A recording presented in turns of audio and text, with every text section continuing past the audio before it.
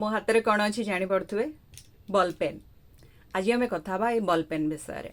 भारत में प्रतिवर्ष पाखापाखि 160 रु 240 कोटी नंबर ऑफ बल पेन बिक्री होता है और तार मार्केट होची पाखापाखि 2200 बा 2200 कोटी टंकार।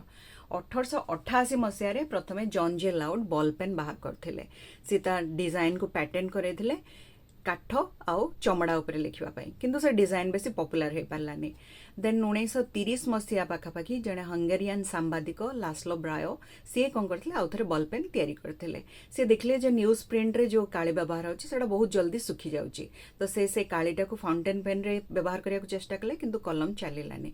से ता भितर थरे दिने जाऊ जाऊ रास्ता देखले जो छुआ मैंने काच गुली बा बाटी खेलुंट तो से कादुओ होता आ गुली से पानी रे पड़ी जिते गड़ी की जाऊँगी तो गोटे पानी धार बा गार हो जाऊँगी तो से आइडिया टाक नहीं बल पेन तांकर डिजाइन कले।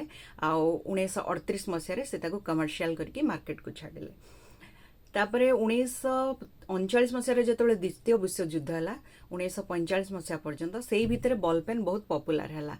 एयरमैन माने एयरक्राफ्ट नहीं जो हाई अल्टीट्यूड को जाते तो फाउंटेन पेन रु काली लीक हो जाता असुविधा होता तो बल पेन आसलू से सुविधा होगा आ काली लीक हैलानी। आम भारतीय मार्केट रे बल पेन पॉपुलर है बेलू 1970 मसीहा पार हो जाता। ये थिला बल पेन रो कहानी। आपण पाखे जदि किसी इंटरेस्टिंग कहानी और स्मृति थी बल पेन को लेकिन मो सहित शेयर करेंगे। Thank you.